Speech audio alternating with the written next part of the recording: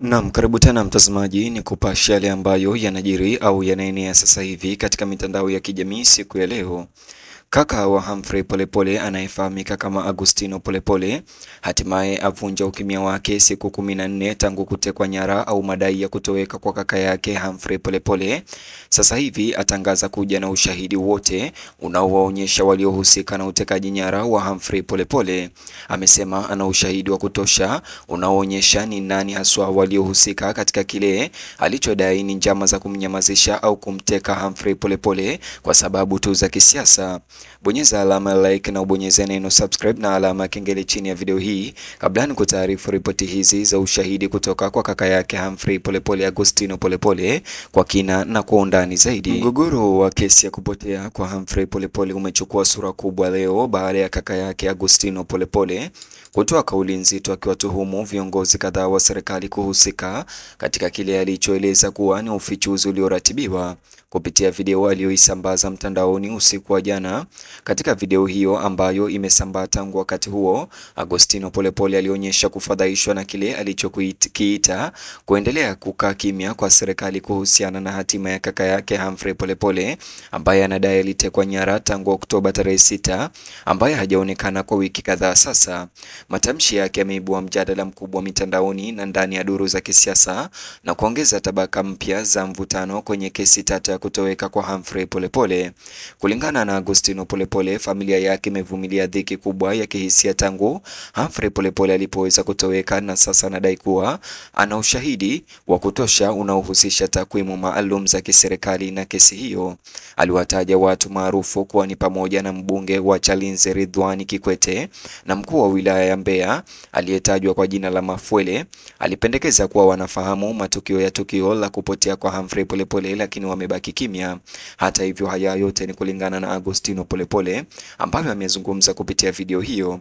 Sauti yake iliyoelezewa na watazamaji kama hasira na dharau ilionyesha kufadhaika sana kwa familia yake kadiri siku zinavyobadilika na kuwa wiki bila majibu rasmi au kupatikana kwa Humphrey Polepole. Katika hotuba yake usiku wa jana, Agustino Polepole alishikilia kuwa familia hiyo haitaendelea kukaa kimya tena kutokana na kile alichokiita vitisho vya kisiasa. Alieleza kutoweka kwa kaka yake Humphrey Polepole kuwa si janga la kibinafsi tu, bali ni taswira ya mapambano mapana ya haki na uwajibikaji nchini Tanzania.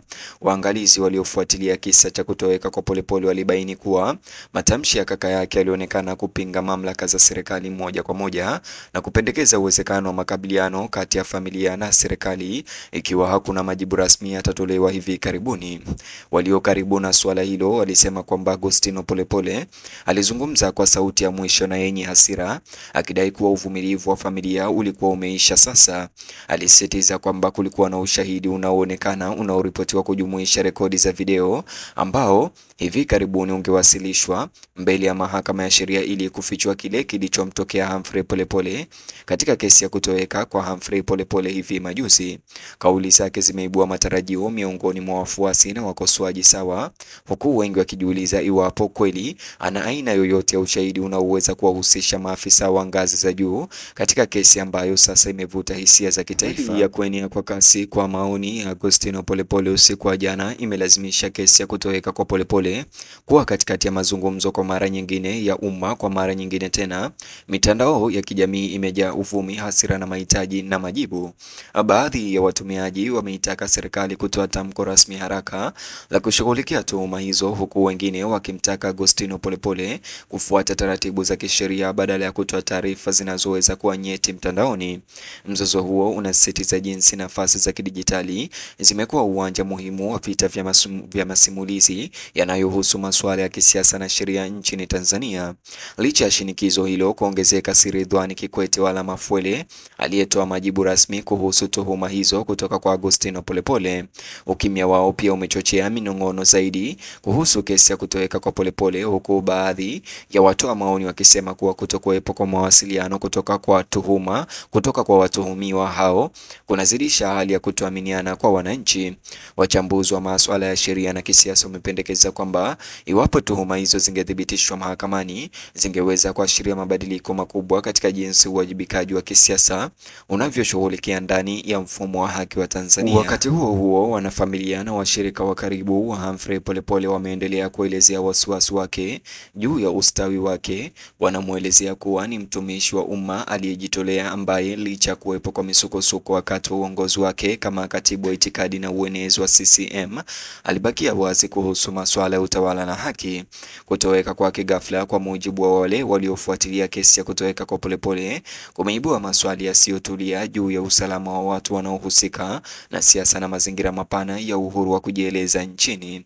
Wachunguzi pia wanaona kwamba sauti ya kihisia ya ujumbe wa Augustino Polepole inaonyesha maumivu ya kina ya kifamilia, lakini pia inaweza kuonyesha kukata tamaa kunakuwa kwa wale ambao wamechambua kesi ya kutoweka kwa Polepole. Wanapendekeza kwa kadri muda unavyosonga bila taarifa rasmi, huruma ya umma inaweza kuhamia kwa familia, haswa ikiwa serikali itaendelea kukaa kimya. Ukosefu wa uwazi unaonekana umekuwa ni mada ya mara kwa mara katika mijadala ya hadhara, huku wananchi wakitaka uwazi zaidi na uwajibikaji. Athari za kisheria za madai ya Augustino Polepole pia zinafuatiliwa kwa karibu na wataalamu. Ikiwa ushahidi ulioahidiwa utafika mahakamani, kesi ya kutoweka kwa Polepole inaweza kuweka historia kubwa kuhusu jinsi kesi nyeti za kisiasa zinavyoendeshwa nchini Tanzania. Inaweza pia kupima uhuru wa mahakama katika kudhibiti madai ambayo yanahusisha watu wenye nguvu. Wachambuzi wengine wanaamini kwamba ujasiri wa Augustino Polepole unaweza kuhamasisha familia zingine kujitokeza katika kesi sawa na kupinga utamaduni wa ukimya ambao mara nyingi huzunguka kutoweka kwa utata. Wakati mjadala ukizidi kupamba moto, mashirika kutetea haki za binadamu yameanza kuonyesha nia ya kutaka kupotea kwa Polepole na kuzitaka mamlaka za Tanzania kulichukulia swala hilo kwa uzito na uwazi. Waangalizi wa kimataifa pia wanafuatilia maendeleo, wakiona hali hiyo kama kipimo cha dhamira ya nchi kwa haki na haki za binadamu. Wito wa uchunguzi huru unazidi kuongezeka, huku wanaharakati wakisisitiza kuwa ni mchakato usioegemea upande wowote unaweza kurejesha imani ya umma. Licha ya umakini mkubwa, wasemaji wa serikali bado hawajatoa maoni rasmi juu ya suala hilo au madai au tuhuma hizo kutoka kwa Augustino Polepole. Wizara ya Mambo ya Ndani na idara ya polisi zote bado hazijatoa majibu, lakini sijui kwa sasa ninavyozungumza sijapatana na taarifa yoyote, lakini huenda tayari wamezungumza. Na kutokana na uchunguzi unaoendelea, ukosefu huu wa mawasiliano pia huenda ukaacha wananchi katika mashaka, huku kesi ya kutoweka kwa Polepole ikiendelea kuibuka na madai mapya, kadhia na uvumi ukitawala mazungumzo ya kitaifa.